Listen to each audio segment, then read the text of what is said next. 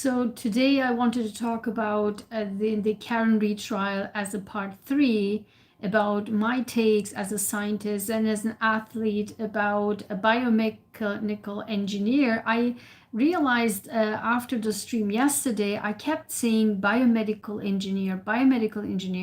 And then I realized there was a mixture or confusion about whether or not he is a biomedical engineer or biomechanical engineer. So I don't know, subconsciously, literally saying biomedical engineer, but apparently that even wasn't clear. So I think at this time, this is literally a mistrial. I mean, particularly for this expert witness, and what is he doing and what is he talking about, as well as how he literally, in the cross-examination with Alessi, how he spilled the beans that this was even way back in April being discussed to change the data. And so he was informed in April. And so, and then later on the 13th of May. And the trial started at the end of April. So he literally spilled the beans that this was already been in the midst of the trial, in the mid of May, discussed by Brennan.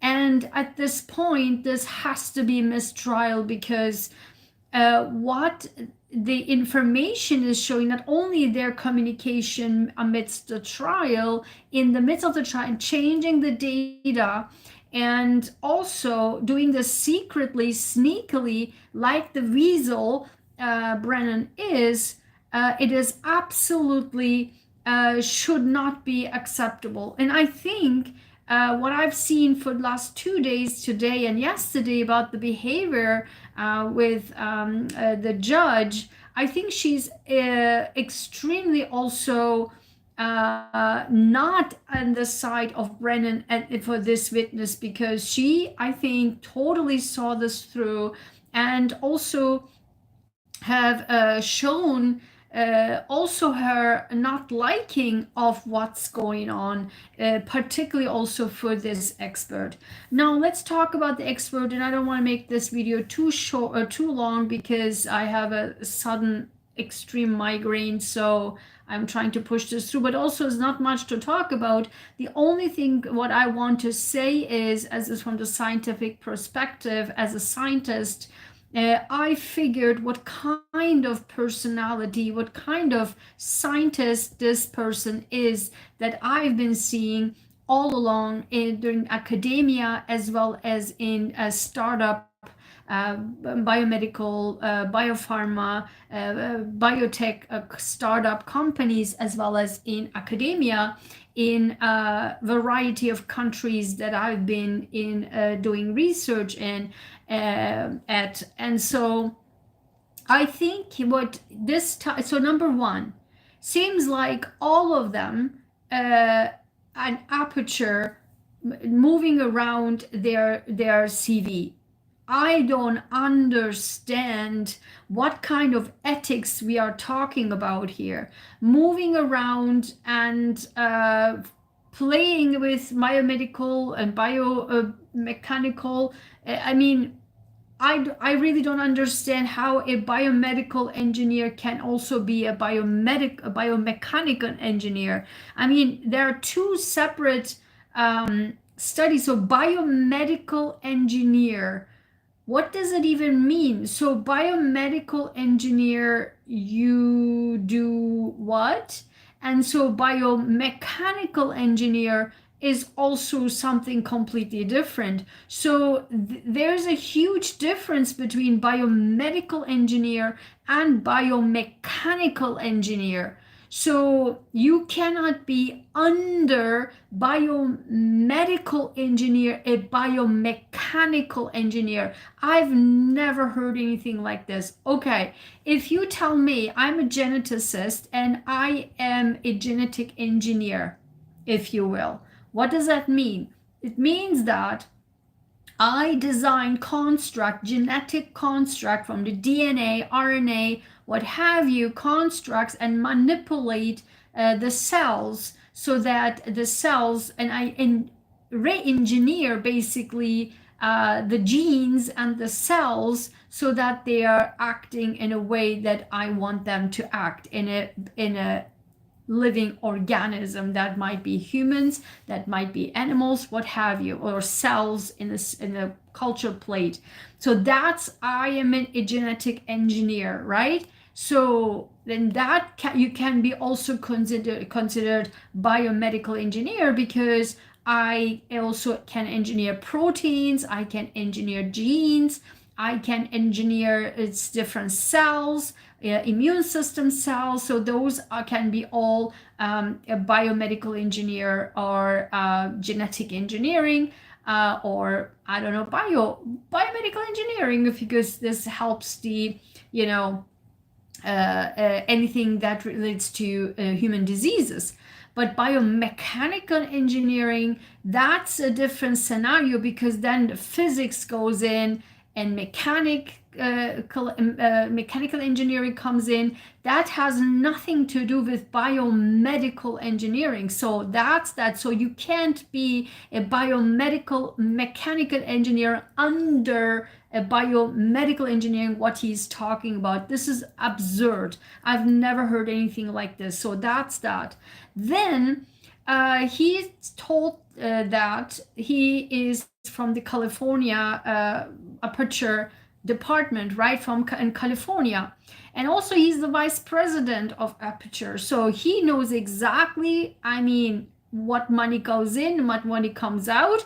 And he was the entire time reluctant to give answers, reluctant to even suggest that he has no clue that what kind of money, you know, they get paid for, or because he has absolutely no idea.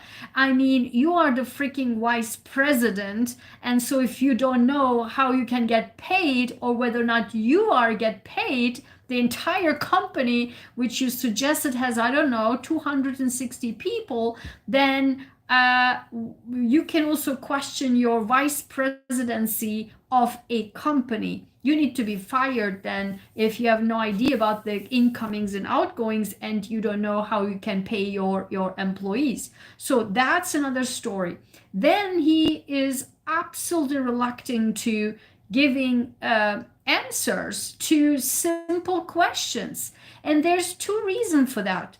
One, he was playing like a mechanic, like Trooper Mechanic, playing like what? And how and what? I don't understand, because I couldn't hear you. I don't understand your question. So you said that, and what about this, and what? What's the question?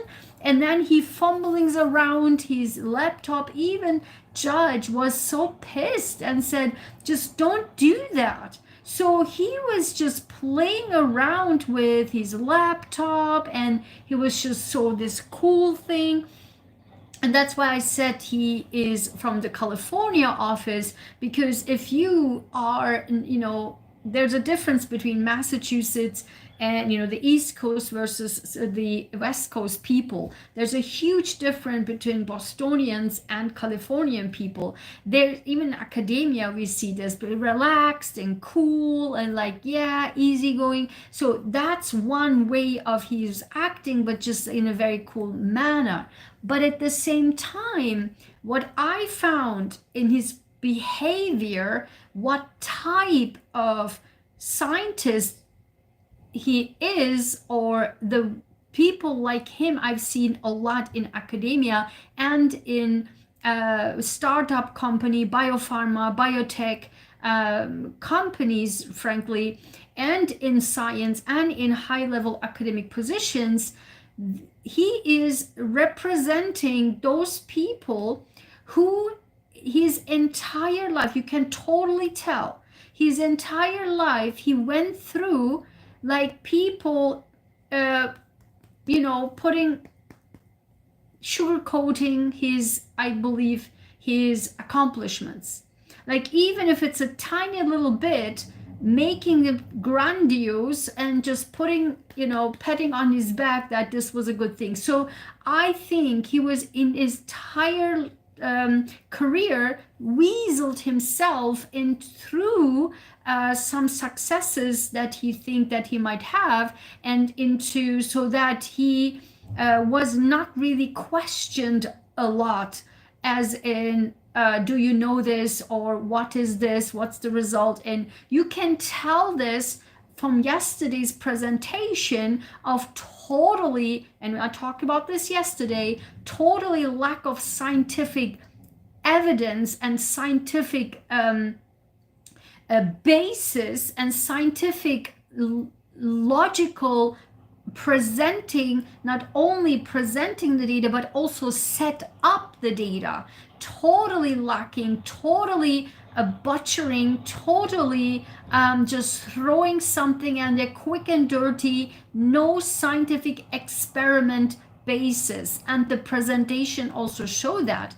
And today, to be honest with you, Alessi was much more of a scientist than he was actually. I mean, Alessi, hi Amber, hi. There was all they're quotable. They have paid him over 300K. His point experiment was a joke. Exactly, yeah. And he paid, I just said, $300,000, which absolutely he had no clue about that. I don't know if I got paid or not. I mean, or the company got paid or not. So coming back to Alessi, was much more sound in his scientific understanding and scientific experiment setting and experimental flow and experimental presentation and experimental research than this guy. This guy, as I said, not only that, he was just so this relaxed and cool, and in my mind, I don't think he was ever questioned about his scientific presentations and scientific accomplishments, and weaseled himself in through his academic processes, I would say. And the reason why I'm saying that is not only that I'm picking this from him or himself, but have seen this a lot in academia throughout my entire academic career, and in startup companies, biopharma, biotech. It is very, very dangerous in my mind, and very, very severe. And as I just said yesterday, if I would have opened my mouth, many professors, famous professors, could lose their titles, because I've seen with my own naked eyes the experimental setting, the lack of knowledge is insane. I've seen in startup biotech, biopharma, not biotech, biopharma companies who were built on a certain topic. Kirsten, hi! Just makes a BS fit converse. Exactly. Witnesses testimony about where, oops, let me see what, witnesses testimony about where the Jeep was. Exactly. So he also spilled the beans about how much he knew about everything else that's going on. And he just literally spilled the beans. And again, for me, it's a mistrial, because it was absolutely insanity. And the background, he just literally spilled it out. And also the butchering of the entire experiment. And so for him, what I've seen is the people who, this so-called scientist, absolutely don't know what they are talking about. And insanity, in like insane way, they can weasel themselves through that into the system and climb the ladders. I've seen this a gazillion times. And even even in one biopharma company where I had a task to build a CAR T-cell immunology, CAR T-cell immunotherapy laboratory. And I've built, I don't know how many times I built a laboratory. So that was my task to do that. And because I was sound coming from academia to have won awards, from Harvard and other, places to for this CAR T-cell immunotherapy, I was literally, the CEO in the room said, in every meeting, Ayguen is the only one who knows what she's talking about. And that was exactly right. I was shocked how many these high level board members they accumulate into these companies, so that from the outside, for the funders, for the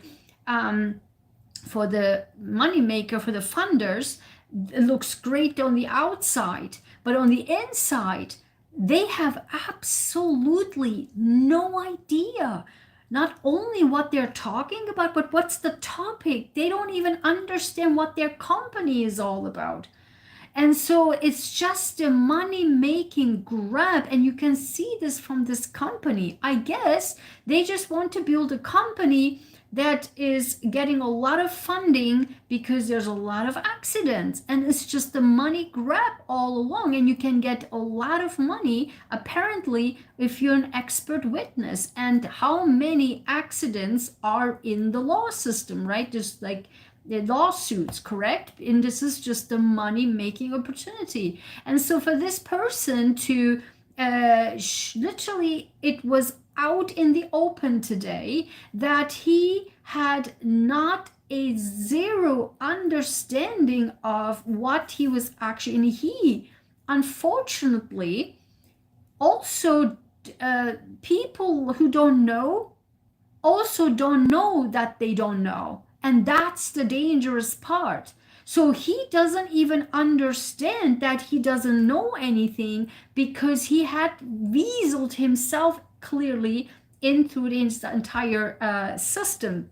And so up until today, in my mind, it worked fantastically. How do I know? Because of his way of talking, his coolness, and he's wiggling around, and his absurd commenting and laughter. Even Judge, at one point, she just looked at him when he laughed about Dr. Welcher has been deemed unrelevant in a few other testimonies in other cases. Oh, really? I had no idea. So when the judge, she mentioned something to the jury.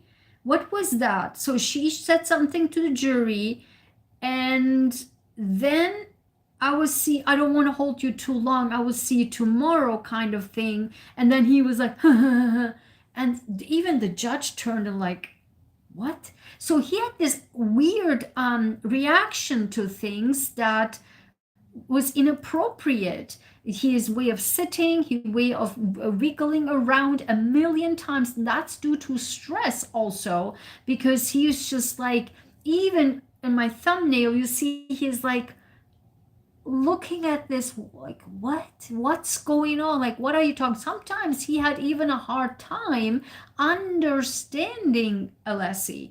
Not only that he wanted to weasel himself out of Alessi, but sometimes he also couldn't understand him. That was obvious. And so the way he was acting, the way the words that he spelled out. For example, he said in the very beginning something like, in engineering, that's not sometime, there's no clarity in engineering. What? You got to be kidding me. In biology, as I always say, there is no I always say 2 plus 2 is never 4 in biology, in science, medicine. Never. In human body, in a living organism, in biology, there is never 2 plus 2 is 4, ever, because it's a living system. But in engineering, to say in engineering there's never be 100% accuracy or just like everything is straightforward. Like, you got to be kidding me. Go and build a building with like approximately, never be super accurate. Build a, I don't know, a rocket and say, 50-50, it's not super accurate, but what are you talking about? You're talking about engineering. And I don't even know. I mean, his absurd sudden wording is just so bizarre. And then he mentions something like, yeah, you can shoot the car as a rocket into space or something. And this is not a place to do a joke. I will make another video on that. I have in my mind how you need to talk in law. That is not the space, the time, in any shape or form to talk like this in a law setting.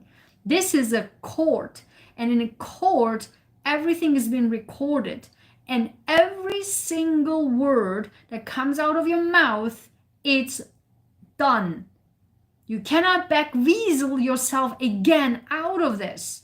And in law, and in a particularly witness, you need to be 100% accurate in telling what you are talking about.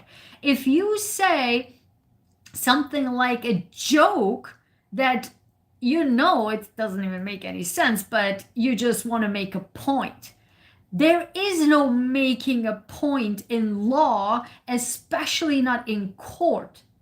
And so that way, you need to understand that there is no way that this person also, again, if he suggested that he was a witness in other cases, then there either he weaseled himself out of with his cool action like Californian style, but Kirsten just said he was also be discredited. I mean, as a baseline, as I said in the beginning, as a baseline, if that other technician weaseled himself into systems through systems with his CV, and then this guy, it's unclear whether or not he's a biomedical and then biomechanical engineer.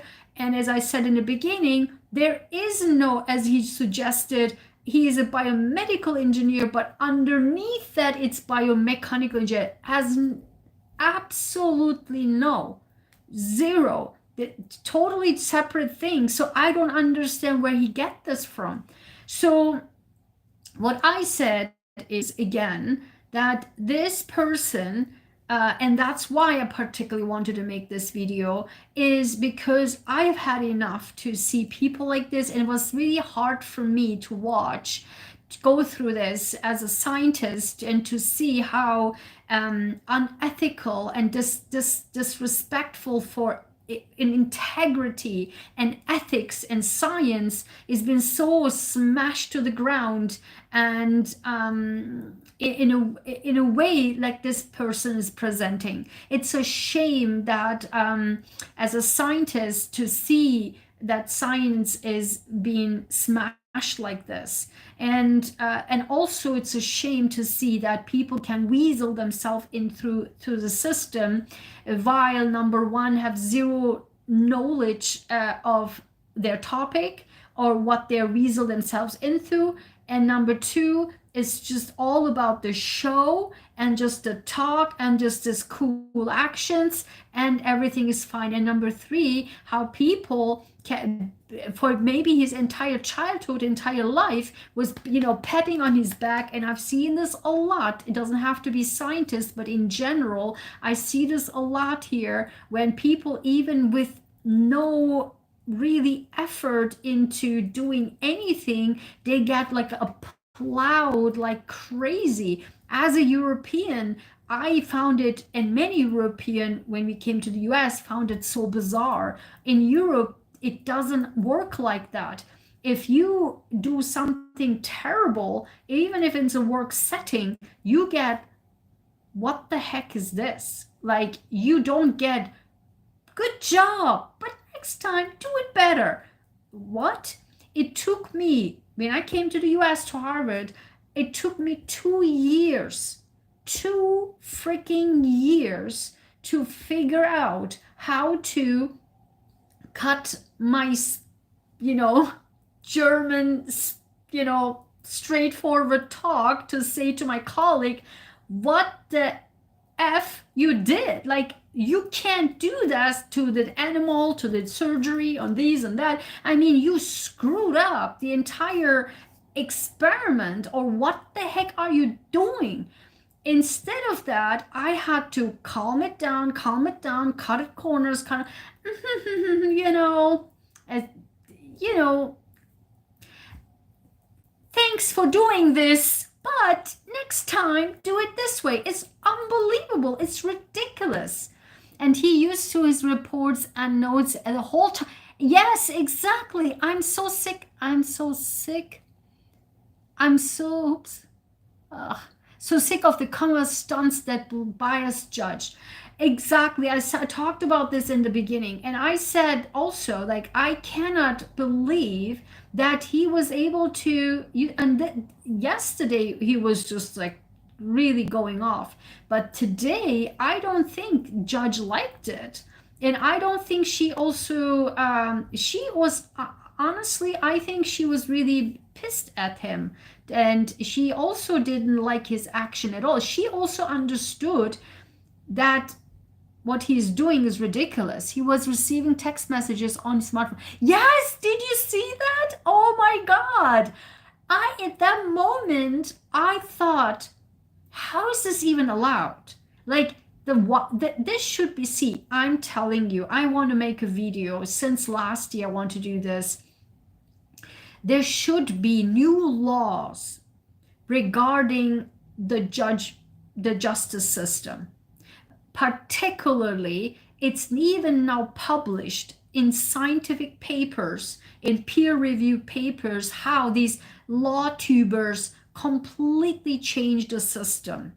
Not only that, with this day and age of social media, to suggest in a long, I don't know, Memorial Day weekend, thank you, Christine, agreed 100%, to in this long Memorial Day weekend, to suggest that don't look at social media, don't hear, don't think. You live in freaking Massachusetts.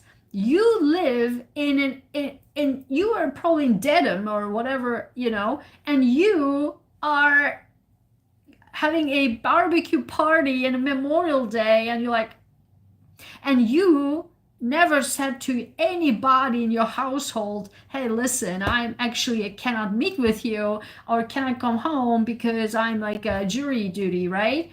And you're like, for whom? And wouldn't it, oh, I can't tell you, but they open the television and know what kind of thing is going on there. I mean, it's just ridiculous, and it doesn't make any sense in this day and age to have such ridiculous, outdated systems that is unjust. It's absolutely unjust. And let me tell you, that's why most of the time I don't want to make videos, because I know these people are watching these videos. I know that. And sometimes, even I have right now a gigantic migraine just happened right before the live stream. I sometimes want to do these videos so that if they watch it, I know my videos don't get a lot of views because, yeah, I don't have popular views, and so I'm not going with the mainstream, and because of that I have less viewers. But for me, quality is more than quantity, but at the same time it has to reach more audiences, because I know they're watching, so at least they can watch the site too if they watch it. But for people, like small channels like myself last year, when my videos picked up with Karen Reed trial, like I know Vinnie Politan was watching the videos and using exactly my words. Not one, not twice, and three times even more. And I got pissed of that. And I mentioned a million times that he's watching my videos. And this is known fact in YouTube, where this gigantic large YouTube channels watching the small channel. I mean, everyone talks about this. The small channels, it's a known thing. They steal, and the words and everything. It happened to me a gazillion times, even with last year with the Karen Reed trial. So now I don't care. I talk about this because they are watching this, and even the lawyers watching this. And so I hope that they're watching my side of this actual factual stuff as a scientist, to understand what is accurate, what is correct, what shouldn't be. And no, I don't make fun of this, and I push forward the integrity of these types of videos. And we have to still keep in mind that there is someone brutally murdered, and there's someone's life is in line. And so come on then here and doing videos and like, ha ha ha, that chick there on the corner watching is just super hot. And when a YouTuber, a law tuber says that, it's, and then ha ha ha ha, that's absolutely absurd. And we're getting lost in making money and getting attention and making money off, and do this merchandise that I make for this case. Go and get the merchandise and go and subscribe to here and do that. But we are forgetting what this should be all about. And what is all about is the truth, the honesty and integrity, and also justice for, I don't care about anything else. Then I really feel bad for John O'Keefe. And that is insanity to me, not to even talk about and bring everything in open, to even also call out these law tubers. So in my mind, and also what I believe, and I was thinking about this for the last 2 weeks or so, actually last week more intensely. I think what I would suggest, and I would write a report or maybe a white paper or something about it. And maybe I shouldn't say it because they are stealing then my idea. So maybe I will do another video and just like that, or just write straight up a white paper, because I also think the setting of the courtroom has to be different, and the jury, everything regarding jury must change too. So needs to be huge reform in how this day and age and the justice system is adapted to this day and age. For example, also, when this dude has this presentation, he was showing, and I was working, and I'm glad that I didn't look, and the last minute I looked, like yesterday, when he showed inappropriate pictures of John O'Keefe's autopsy pictures, which was not shown the entire time. And I feel so pissed that the cameraman was actually showing these stuff. I'm glad that I didn't look, but at last minute I was like, oh my God, I'm glad I didn't look, because the cameramans, and there must be like strict rules not to show this, and they are strict rules, but then the cameraman needs to be called out, and this cameraman is on for the entire, is a court TV cameraman for the entire network. So he is the court TV cameraman. How do I know that? Because I watched in the very beginning of the trial, they were also talking about and open, he was called in the court to talk, and they were talking about this. So there has to be rules. And today he was showing like another accident in California, and then I was again last minute, I was like, oh, and I'm glad I didn't look through entire thing, because I can't look at stuff like that. And there was like some dead person on the pictures. Like, why you can't show that, to the public, to the in YouTube, um, it is insane to me, and how this cannot be called out. So there must be new rules, new systems that adjust it. And also, same thing with Brian Koberger case. I've been following the Brian Koberger case since day one, and I made videos about that in the very beginning, and people hated me for that. I did videos about in the very beginning of the Johnny Depp trial, and people hated me for that. That was my most hated video, and my rate is 96.5% of my liking of my YouTube channel. I'm so proud of that. But that was the most hated video of Johnny Depp, because I called both out.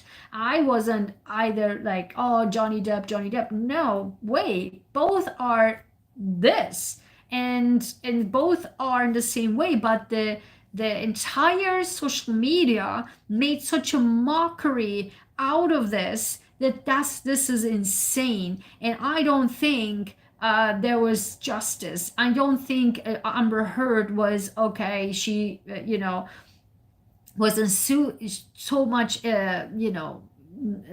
uh, a person that didn't do anything. She had all her own like craziness. But Johnny Depp also did some other stuff that was triggering each other, like in a toxic relationship.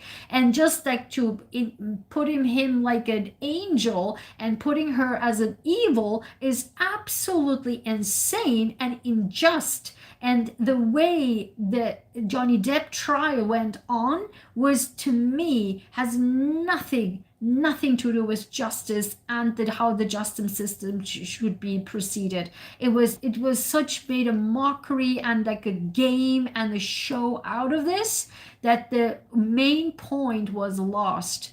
And I absolutely, since to date, I cannot, I don't want to even think about it, because I'm so pissed about that.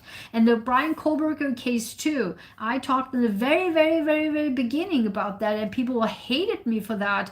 But because it has to be first be find out, there were so many backstories, and the backstories getting weirder and weirder and weirder, and everyone made already his or her judgment about this. That's why they had to move that from that location to another location, just because of partial and injustice and an equal pool of jury, right? They turn to everything into Jetty Springer episode. I don't know what a Jetty Springer episode is. They turn everything into, like, you mean like fun thing? Is that what it is? I mean, if that what it is, what you mean exactly, it's just like a joke, it's a game. And today, like, there's one of these law tubers, like, haha, like, forget about everything. Who's that chick over there, so hot? What are you what are you doing? Like, I'm just getting so mad about this stuff, and it blew my mind away that honesty, integrity, justice is so lost, and people, out of the sake of making money, has getting into a line where they're forgetting everything around it.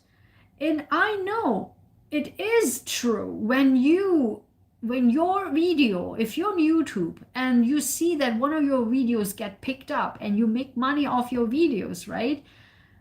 Geez, that can be very addictive, and it is addictive. And you're like, oh my God, I want to do more, and there's more.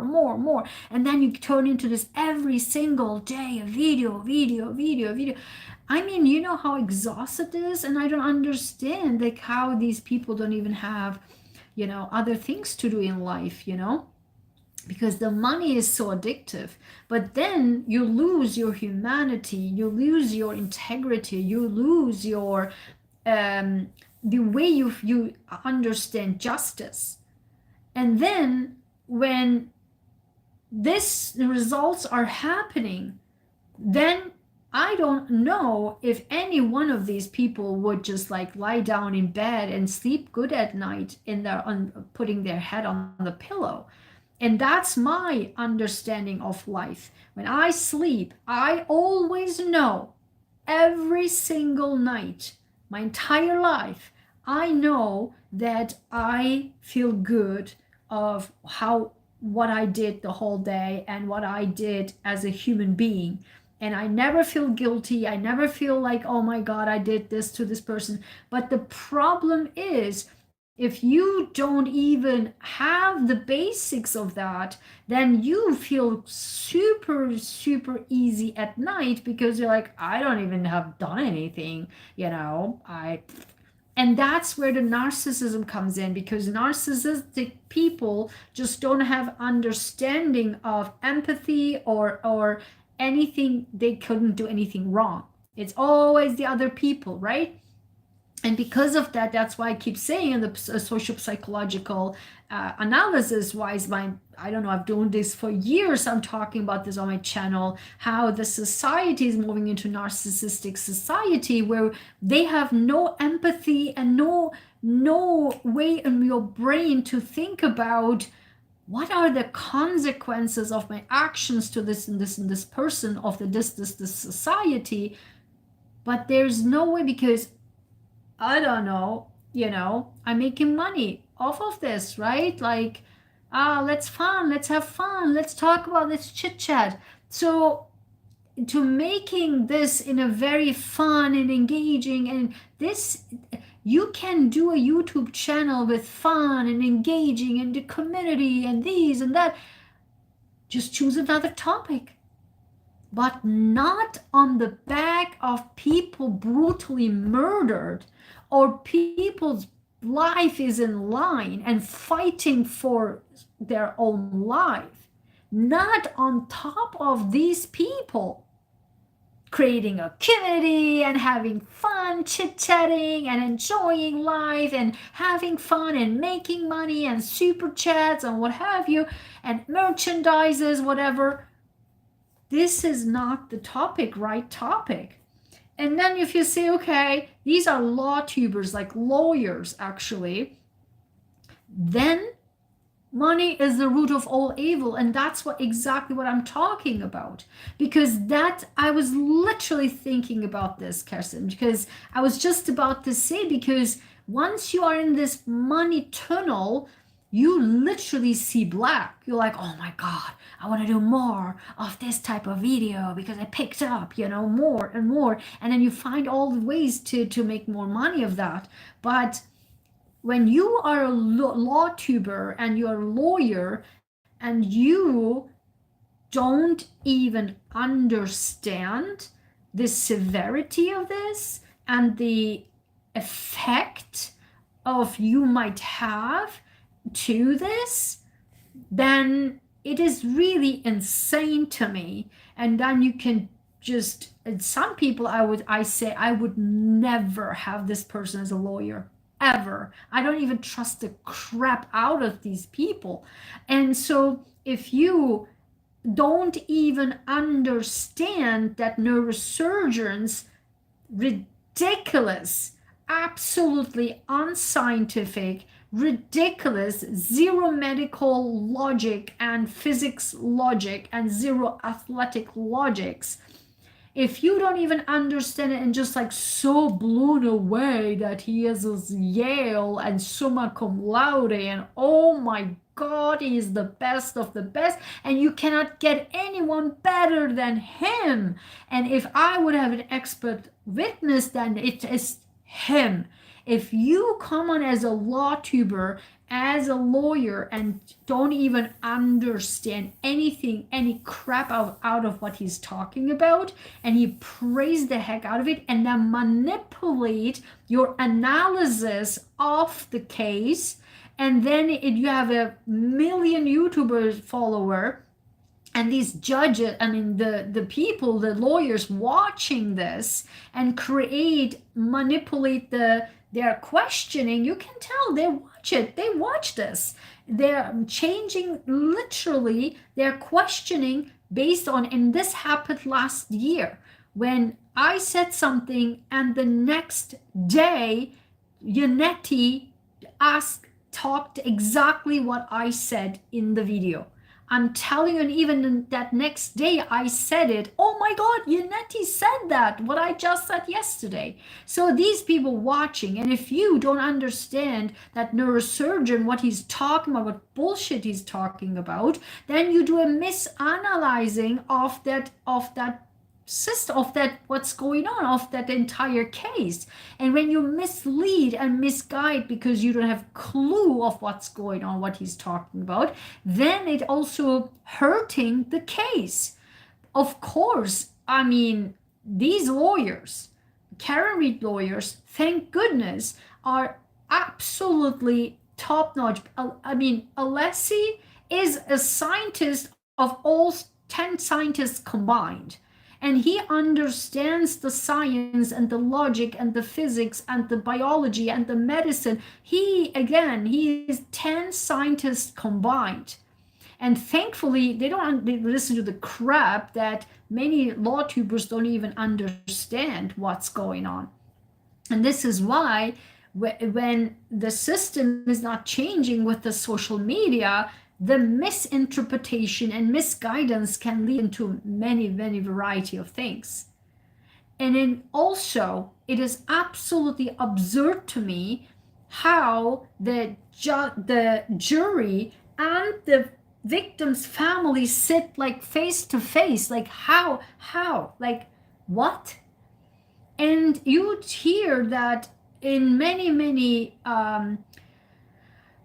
journalists who are there and talking afterwards, saying that in the camera this looks so big, but in reality it's like smaller than your bathroom, smaller than your kitchen, and it's so intimate. Everyone sits together, and I completely get it, because even in the picture, that 34 Fairview looks gigantic, but it's absolutely not in real life. And that brings me, and after 34 Fairview, finally today I remembered this morning, talked with my dad.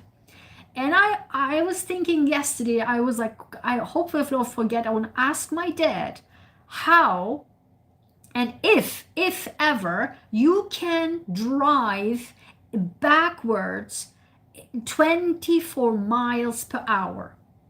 I want to ask, I mean, we all know it's like absolutely ridiculous, okay? But I want to ask him why, because my dad drove cars, buses his entire life, and he's an absolute avid driver. I love my dad's driving, and I learned driving from him. I mean, and also he's half of his life he was driving buses and long distance. He was driving us from Germany to Germany for 4 days in the car. I mean, we were kids, like 4 days in a row, like all through, I don't know, Germany, and then Austria, I don't know, Yugoslavia was it at that time, and then Istanbul, what have you, and back. Okay, 4 days there, and he's like an incredible driver his entire life. So I asked him, I said, I want to ask you this.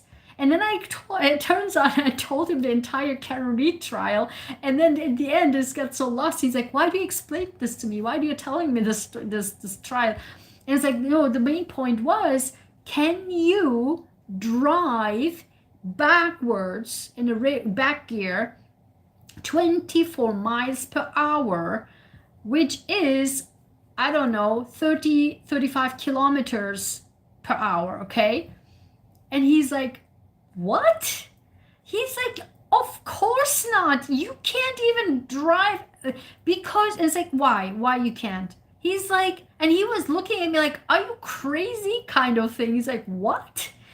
And he said, because backwards you will lose your balance, and you will just drive off the cliff. I mean, you would not be able to, because it's backwards, and you will not have the stability as you would go forward, because you're going backwards in that speed. Absolutely not. And I said, listen, and also remember, 34 Fairview has a curb, right? So, and I told him, he's like, what? Oh my God, absolutely not. And I said, okay, what is this maximum speed you think you could go? He's like, not even 10. I was like, miles per hour? He's like, no, kilometers per hour, which I looked in, is like 8 miles per hour, which this dude also said today. My dad was 100% right. And so what he's saying is also, like, and I told him the Karen Reed's trials situation, and he was like, what? I mean, it was like a joke to him to suggest that someone going backwards. And I said, listen, I said, and this was even in a blizzard in Boston, in a snow blizzard. And he's like, forget it. And what did this dude said today? It doesn't even matter the temperature, or it doesn't even matter the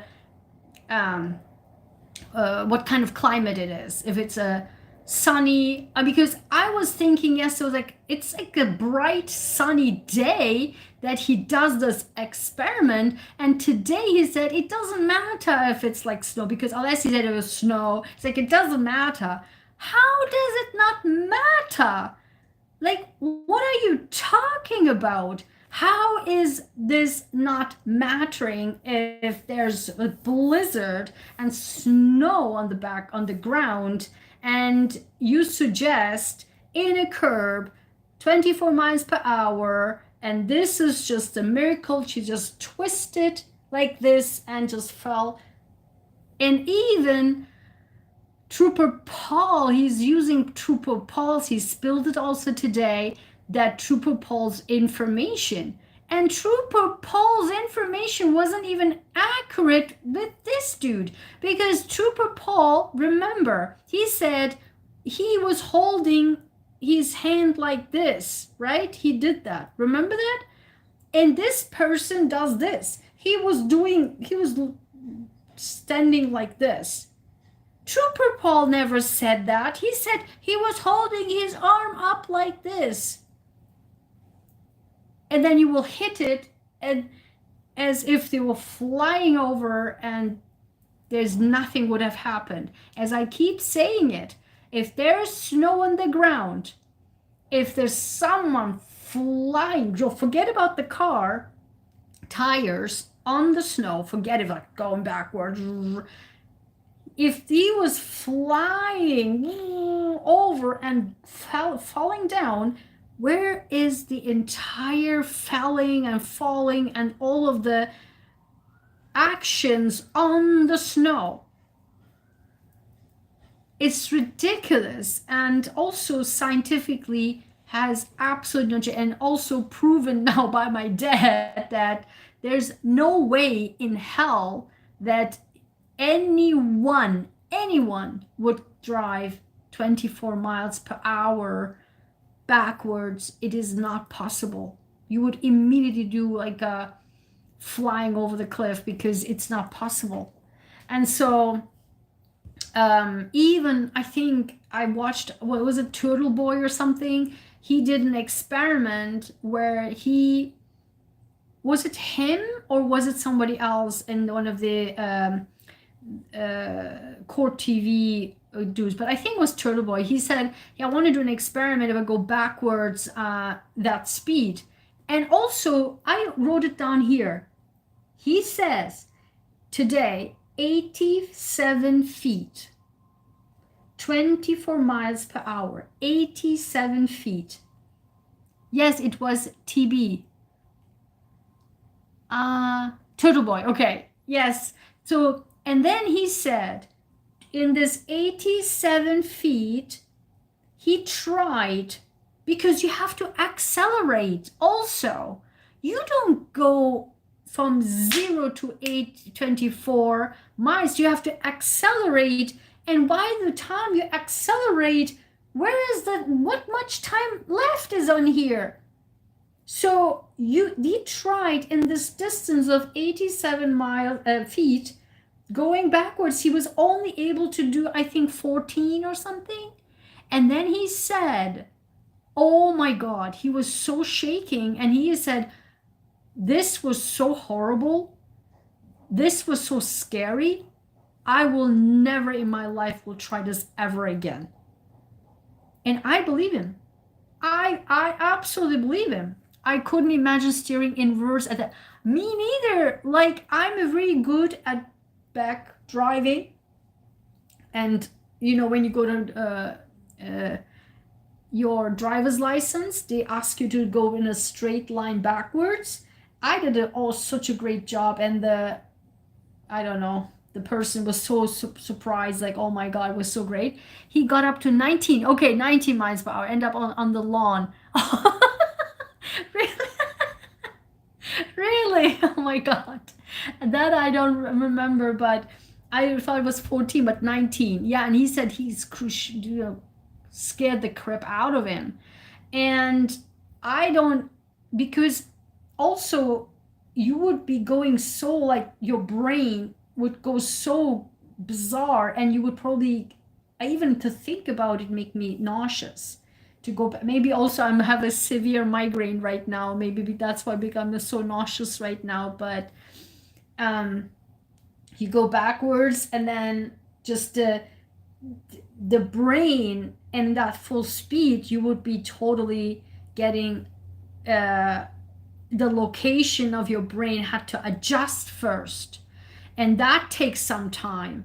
And if you're getting older and then also you're drunk, oh my God, it's insane to even suggest that. So many people don't consider, that's the big problem, don't consider the fact that people don't consider the human brain.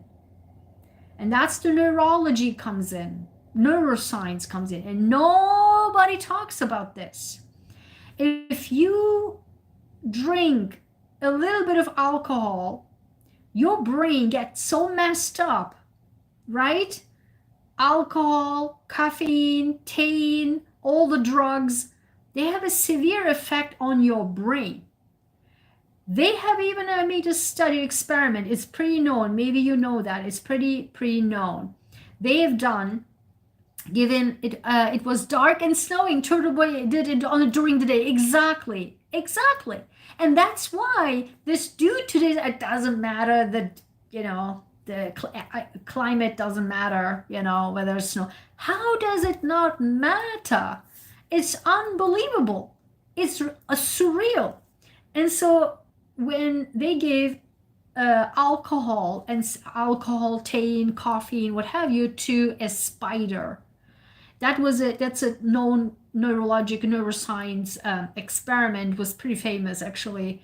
And then they looked at the spider web the spider would do with alcohol, with caffeine, with thein, and so on, and the drugs.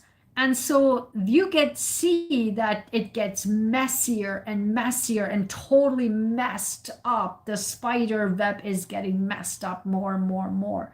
And so that's exactly what the neurons in the brain is doing, right? It's totally messed up.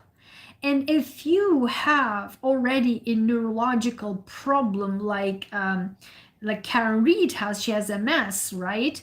And so there's already some stuff going on there, and you already are in a very, but people also don't understand in psychology, right? So she's so confused, and you can tell she has no understanding of space, of time, of location. She's totally space-wise lost. She doesn't remember anything. And I can totally see, since day one, because of this knowledge that this bumping back in John O'Keefe's car, she is so off space in her brain. Time is lost, location is lost. Because it's a contact that wakes a brain up, she remembers that, but she cannot locate where that bump belongs to. And in that situation, it is easy to manipulate a person into committing crime and manipulating into toxic relationships or gaslighting or any manipulation of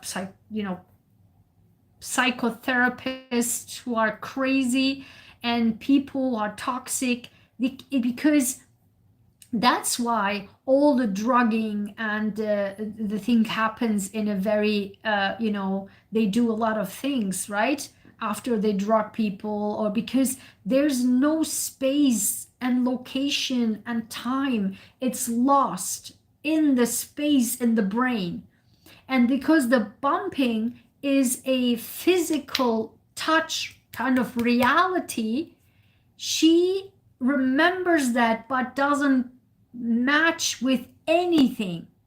And that's how they were easily, not without knowing. They don't know that, I'm telling you. They don't know but that they did that, but this is what it is. They subconsciously manipulated her so much that at the end of the day, because she only said, could I, did I, because she knows she did, she bumped into something, but where, when, how.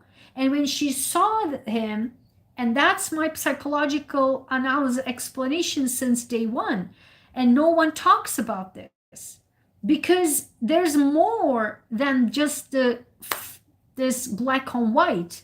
There's a gray zone, and that's neurology, that's neuropsychology, and that's how her brain acts when she's under super much alcohol, because she's out of space, out of time. And then they were able to use that into, she said that, she was like, did I, could I, had I.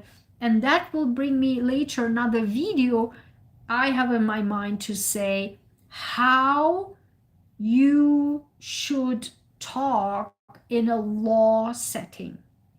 And this is not only because of this trial, but my personal experience back in 1996, when something happened to me and I went to court. That I was in a just finished second year college, and it was something very horrible in a completely different city, and then I know the way how you should. Since then I never forgive myself because I didn't know, nobody taught me that, right? Because my first time ever going into to the police and telling someone this and this and this happened. So, and then they will question you and you're like, and that's so super dangerous. So in this case, that's why I want a special video, like a training, how you should talk in a law setting.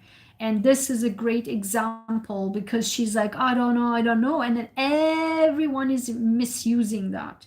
You need to know exactly, but in this case, she doesn't know exactly anything. And that's the problem. That's why that's why she should really shut up. And that's, I think someone, that's why I'm saying they are watching these videos, because yesterday everyone said she needs to shut up, and everyone is talking about how they allow her to speak.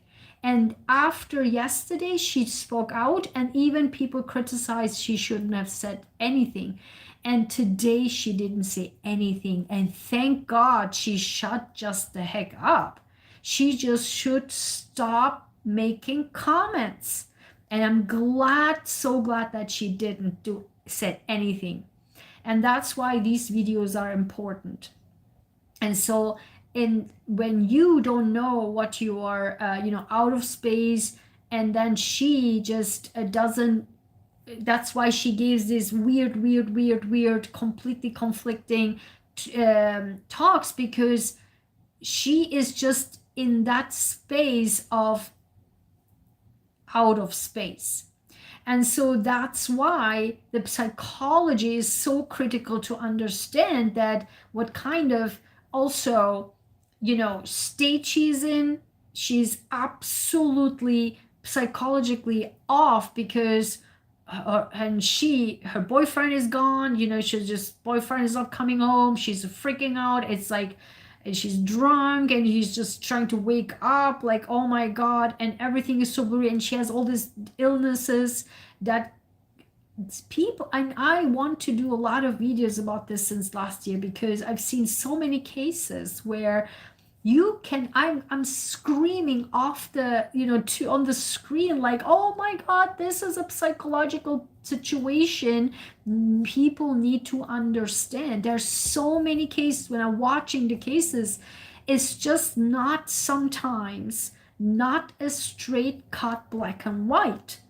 It is sometimes gray, and the gray part is sometimes really the deep things coming from the childhood, or from some issues with the family, or what have you.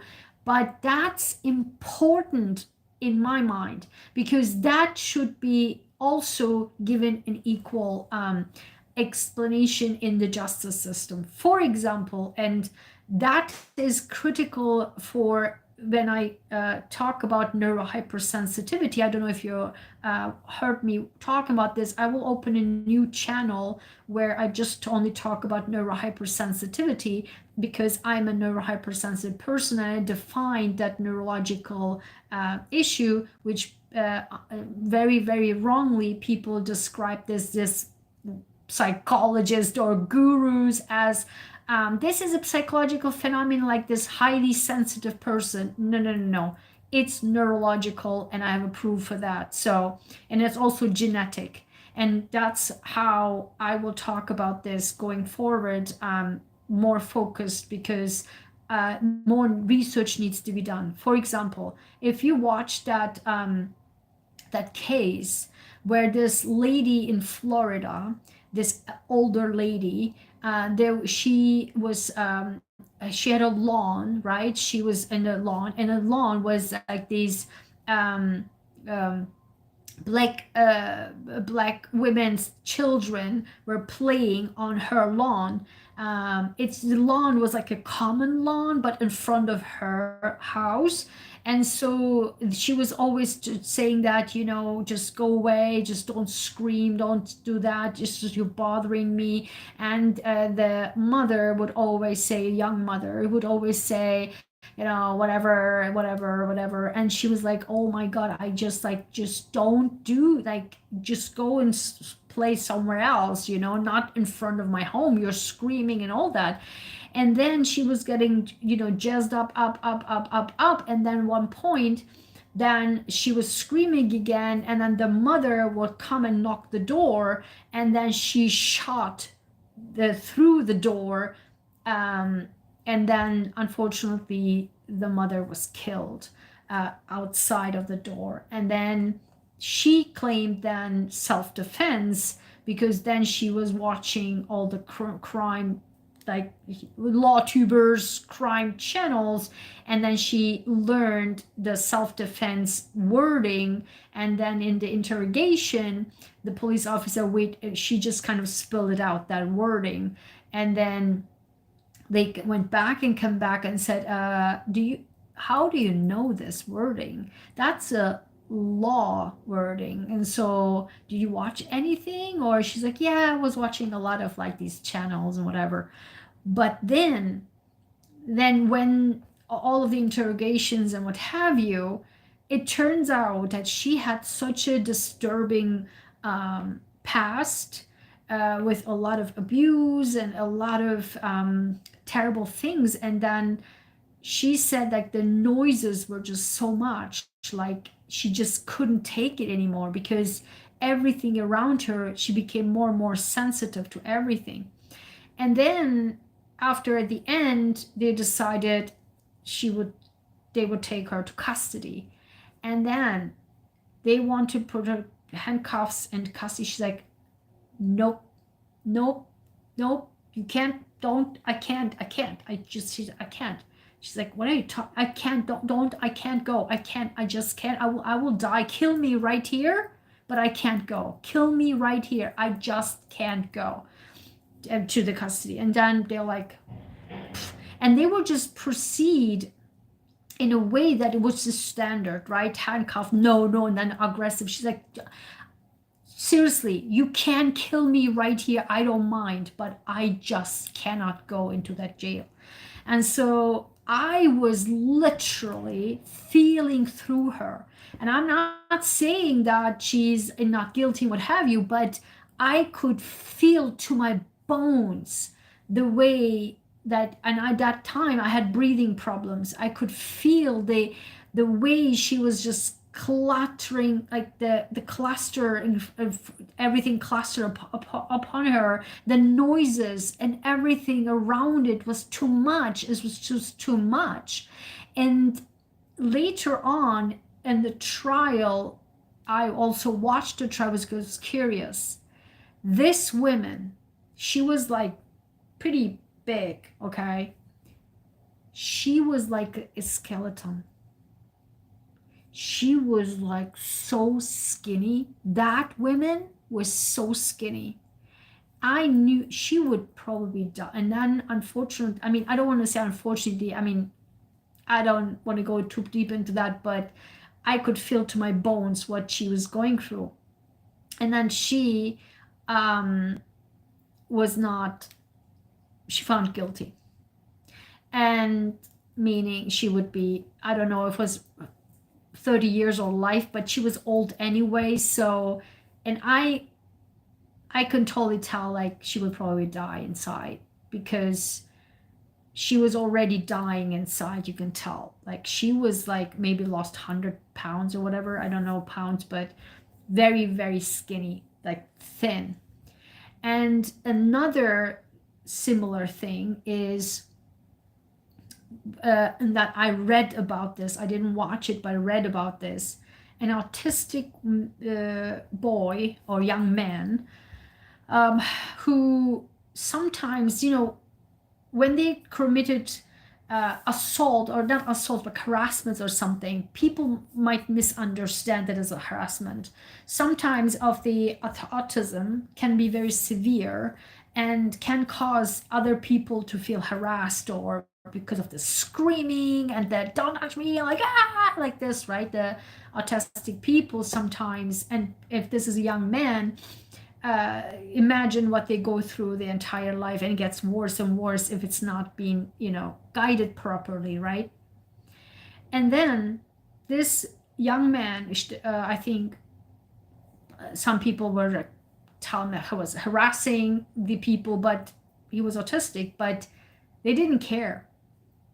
They took him to custody, and the putting, because in autistic people you can't touch them, okay? And when you touch them and you go on top of them, really they are just screaming, and they can die. I mean, because they just, you can't come closer to them. That's the autism that, and so they are just like ignored it, handcuffed him and put him back. And you can't also not bound a autistic person. That person will die, okay? That you can't do that. You can't come closer, and you also cannot handcuff or bound that autistic person. So they did that, of course, ignored it in the law system, right, and the justice system. And that person was banging the head, banging and more, and to the wall, to the wall, to the wall. And I just feel so bad that person died, you know, in because it's sometimes these types of undefined neurological problems can be need to be addressed in the justice system. Because sometimes when I see these cases, some things are so unfair. Because just because the freaking medical system and the scientific, like photocopy scientific system doesn't understand, or there's no research for these people. Autism and ADHD, and these are getting more and more attention, but my goal is to bring more attention and hopefully more research, because there's zero research and zero understanding and zero definition in the medical system and scientific system about neurohypersensitivity. And that's the word I defined it as, neurohypersensitivity. Thank you, Amber. I appreciate that. And because let me just tell you briefly, the neurohypersensitivity people, and this is like genetic, because how do I know? My dad is like that too, and my grandma was like that too. And the way my grandma died, and since then I promised myself I will write a book, and as also a guide for what I'm seeing. My dad is also, and I see my future. Maybe I don't want to be, because it's so misunderstood. As a kid, no one understood my grandma, because and like myself, every smell is too much, every noise is too much, every taste, every the surroundings is just we experiencing 10 times 40 times more than anyone else. That's why the emotions is also too much.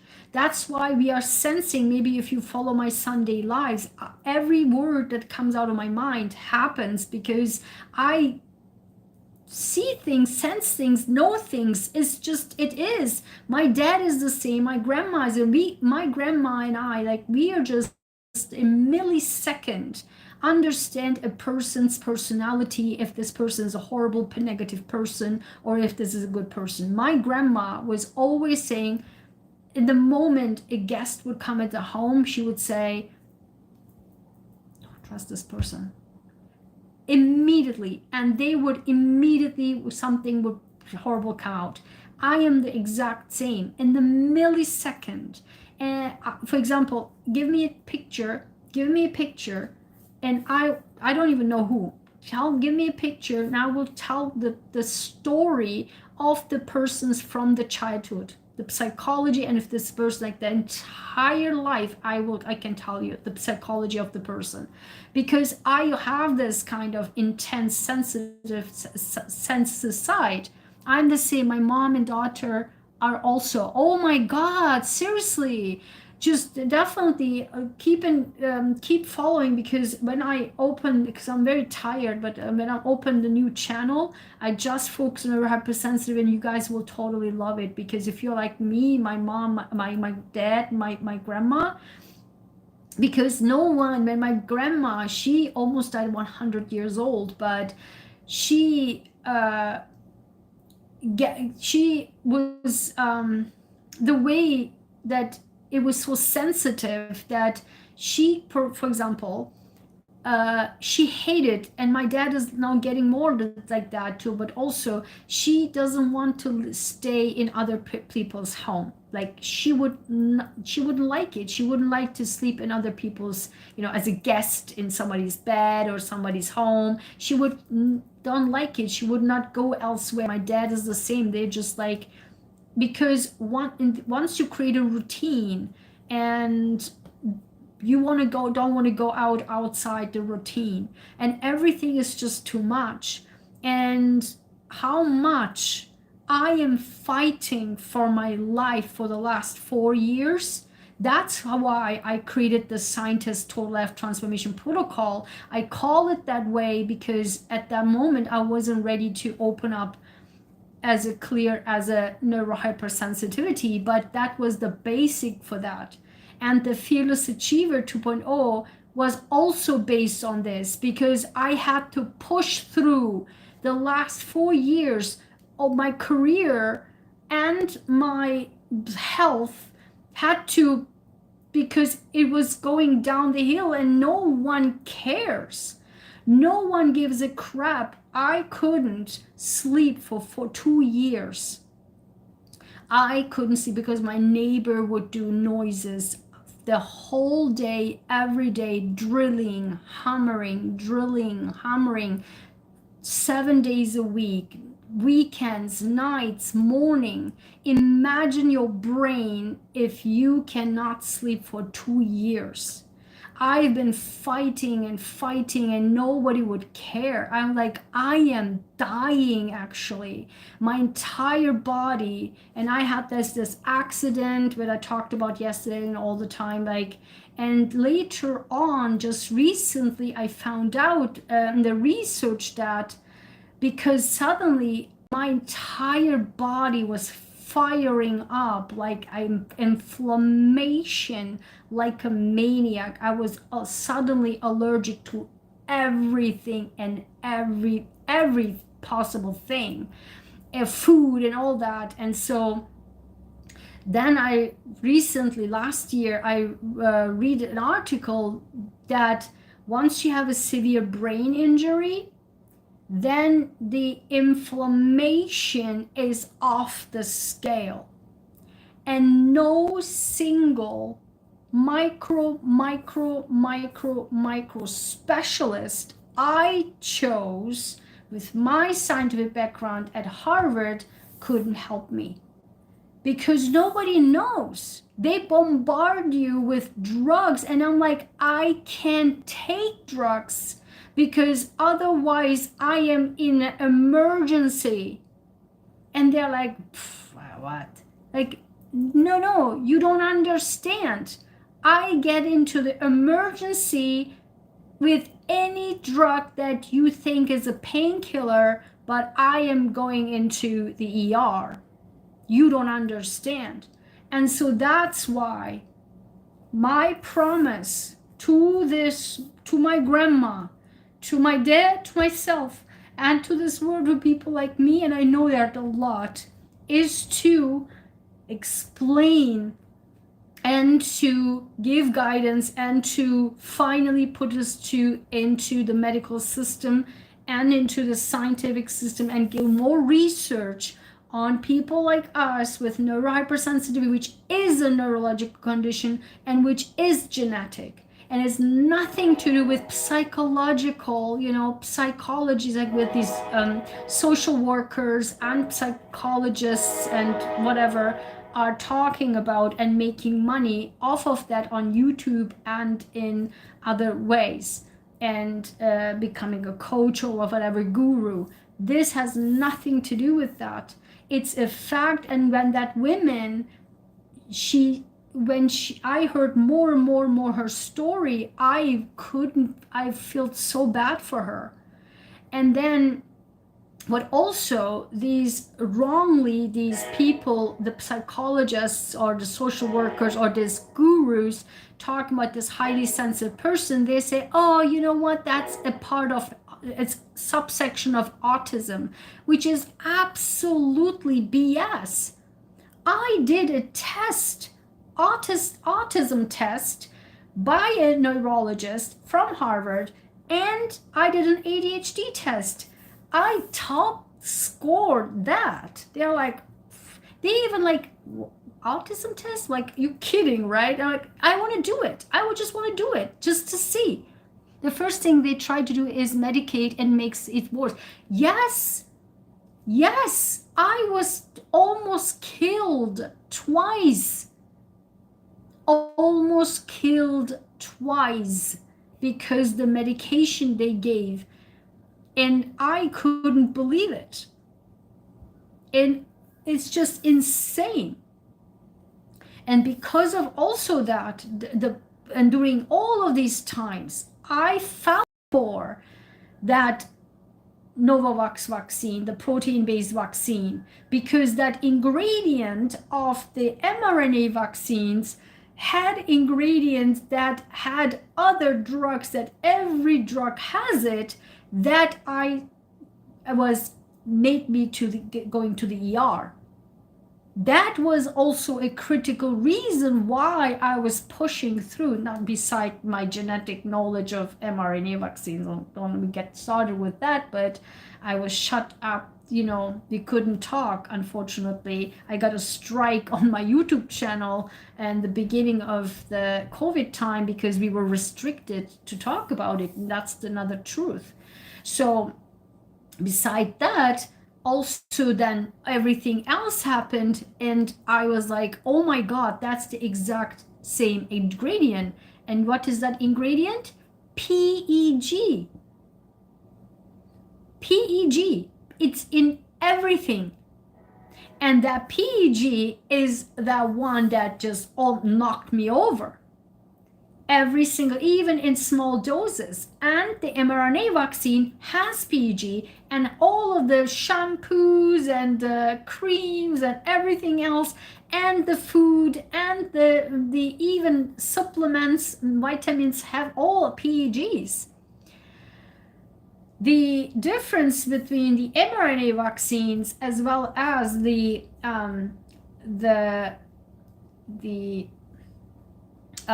J&J vaccine, the J&J vaccine was different, and that J&J vaccine has actually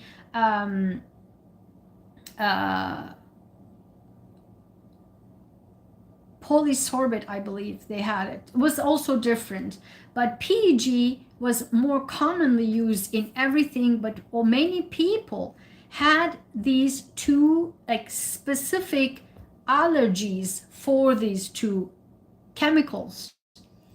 And that's why also I had to do that 1.5 year long of advocacy, like defending and videos and that time I had Twitter, and I was like going on, and out of the sudden I was like the star I had so many followers in Twitter, and they were like, oh my God, they were just like yeah.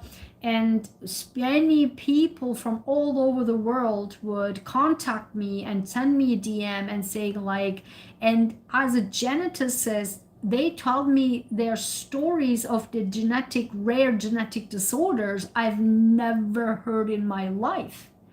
And there was even one person who had this rare genetic disorder by the blood veins are affected, and it was so critical that you doomed if you take the vaccine, you doomed if you don't take the vaccine.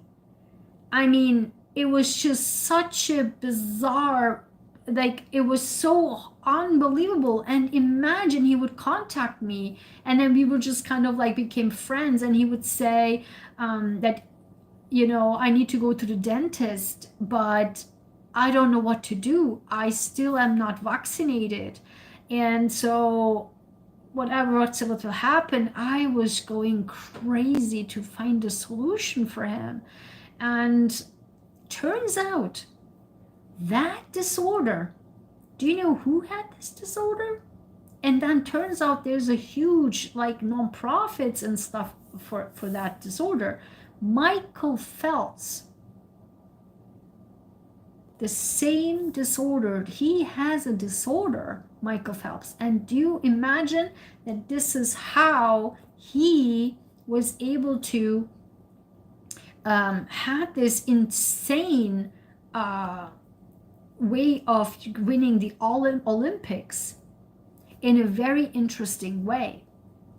So coming back to everything, science is critical. The way justice system works outside of the scope of the actual disorders, and for people not understanding the disorders and not understanding in real life how it is working, then this must be integrated in a system that is cut and dry, like the medical system, the justice system is also cut and dry. It cannot be cut and dry. But then you will say, okay, if I would just for every case just maneuver, why is the wording personalized medicine now? Because it's personalized. Every person is different. And the justice system must be also integrating that. It's a case by case by case, and it cannot be cut and dry. And particularly the police must be educated, severely educated about mental health issues, psychological issues, and medical conditions, like the ones that are new now. I mean, I say new meaning more and more research. They have to be updated. They must be updated. There should be a system where expert will come in, not MDs. Let me tell you this, not MDs. Why? Because they also don't know. The MDs do not know about scientific developments, full stop. They are not up to date. They are following the strict medical system, which is outdated, and it takes forever that they just don't go outside the protocol. That's the protocol. I fight this a lot with oncologists. When I say for this cancer patients, this new research has been found, this, they totally ignore it, because that's the way they treat the patient.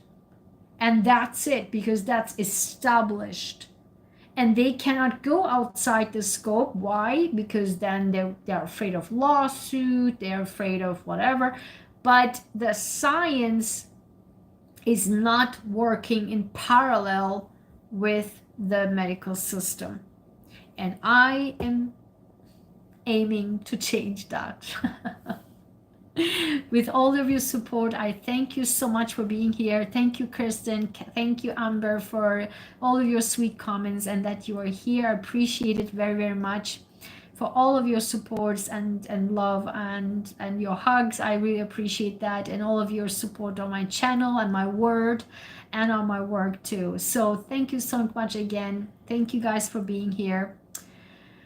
Let me know in the comments your thoughts, and I will see you in the next video. Bye, Amber. Bye, Kristen. Bye-bye, guys.